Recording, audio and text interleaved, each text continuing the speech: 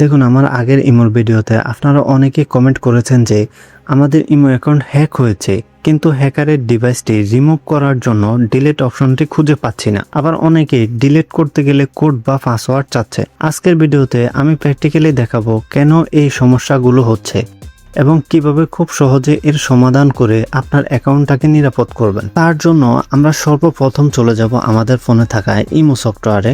তো ইমো সফটওয়্যারে আসার পর বরাবর মতো আমরা এরকম হোম পেজ দেখতে পাই এবং উপরে আমরা দেখতে পাই আমাদের প্রোফাইল আইকনটা। তো আমরা এখানে আমাদের প্রোফাইল আইকনের উপর একটা ক্লিক করে দিব। ক্লিক করে দিলে আমাদের মাঝে এরকম ইন্টারফেস বরাবর মতো শো হয়। আমরা এখান থেকে দেখতে পারতেছি সেটিংস অপশন। আমরা এই সেটিংস অপশনে চলে যাব।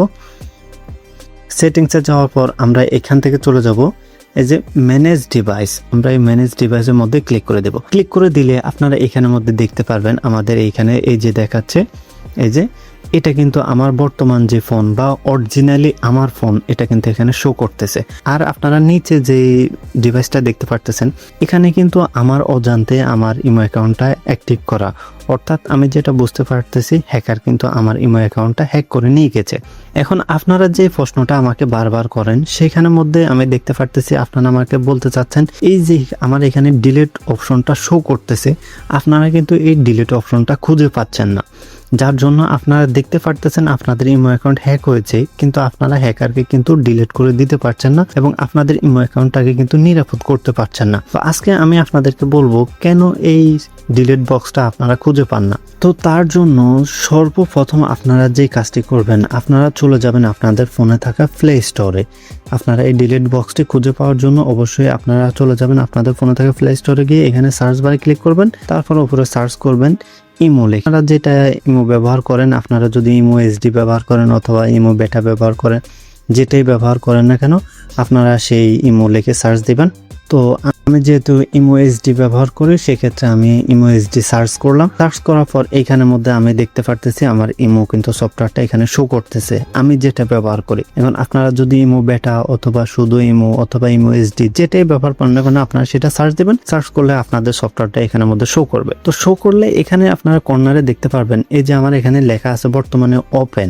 আপনাদের এখানে যদি আপডেট লেখা থাকে তাহলে অবশ্যই আপনারা আপডেট করে নেবেন আপনাদের সফটওয়্যারটা, কারণ অনেক সময় দেখা যায় সফটওয়্যার আপডেট হলে অনেক সেটিংস বিভিন্ন দিক থেকে পরিবর্তন হয় বা অনেক নতুন অপশন এড হয়। সেই ক্ষেত্রে আপনারা যদি আপডেট না করেন তাহলে আপনারা দেখা যাবে হ্যাকারের যে ডিভাইসটা তার পাশে কিন্তু ডিলিট অপশন নাও পেতে পারেন। তো তার জন্য অবশ্যই আপনারা কি করবেন, এখান থেকে আপনাদের ইমো সফটওয়্যারটা আপডেট করে নেবেন। আমার এখানে দেখতে পারতেছেন আপডেট আছে, তার মানে আমার এখানে আর কিছু করার প্রয়োজন নেই।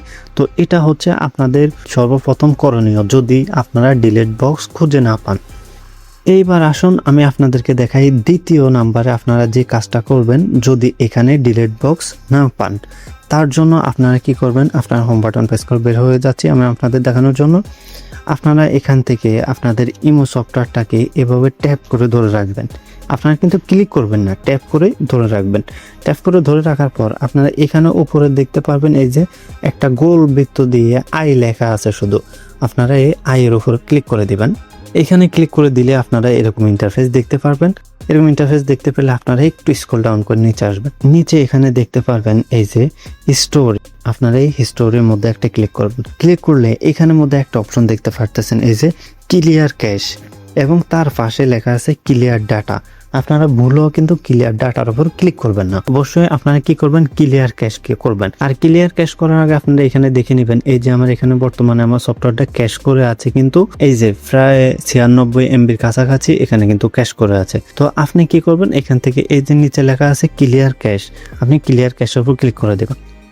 ক্লিক করে দিলে কিন্তু দেখবেন এখানে পয়েন্টগুলো অনেক লড়াচড়া হয়ে গেছে এবং এই যে ক্যাশ করা যে এমবিগুলো ছিল সেগুলো কিন্তু ক্যাশ হয়ে গেছে, অর্থাৎ আমার ইমো অ্যাকাউন্টটা বা ইমো সফটওয়্যারটা কিন্তু এখন অনেকটাই ফ্রি হয়ে গেছে। তো এখান থেকে আপনারা ক্লিক করে বের হয়ে আসবেন। আচ্ছা, এই দুইটা কাজ করার পরেও যদি আপনি দেখেন যে আপনার এখানে ডিলিট বক্স নেই, তারপরে আপনি কি করবেন, কয়েকদিন একটু অপেক্ষা করে দেখবেন এবং অবশ্যই এর মধ্যে বারবার চেক করবেন যে আপনার ইমো কিন্তু আপডেট চাচ্ছে কিনা। যখনই আপডেট চাবে তখন কিন্তু আপনি আপডেট দিয়ে নেবেন। এখন আমাকে অনেকেই প্রশ্ন করে যে ভাই আমরা যখনই আমাদের এটা ডিলিট করতে যাই তখন আমাদের এখানে অনেক সময় কোড আছে বা বিভিন্ন পাসওয়ার্ড চাচ্ছে। তো আপনার যদি পাসওয়ার্ড চায় তো সেভাবে আপনি পাসওয়ার্ড দিয়ে দিবেন। যদি আপনার ফোনের পাসওয়ার্ড চায় তাহলে আপনি পাসওয়ার্ড অবশ্যই বসিয়ে দিবেন। আর যদি কোড আসে, যদি আপনার সিম আপনার হাতে থাকে বা আপনার সিম আপনার কাছে থাকে, তাহলে তো আপনি অবশ্যই আপনার সিম থেকে সেই কোডটা এখানের মধ্যে কি বসিয়ে দিতে পারবেন। বসিয়ে দিলে অবশ্যই ডিলিট হয়ে যাবে। আর এখন যদি আপনার সিমটা আপনার কাছে না থাকে, অন্য কোথাও থাকে, তাহলে সিমটাকে অবশ্যই আগে দেখবেন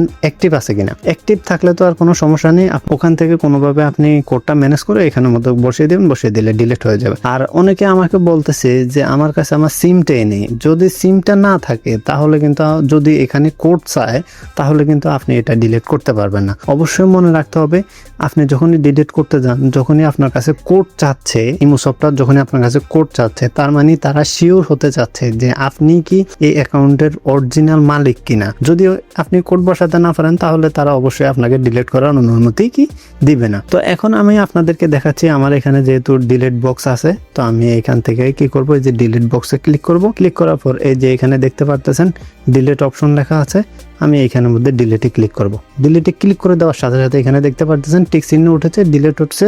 এবং আমার এখানে দেখতে পারতেছেন আমার কিন্তু এখানে একটাই কিন্তু ডিভাইস দেখাচ্ছে, যেটা আমার ফোন, অর্থাৎ আমার ফোনে ইমো অ্যাকাউন্টটা বর্তমানে লগইন আছে।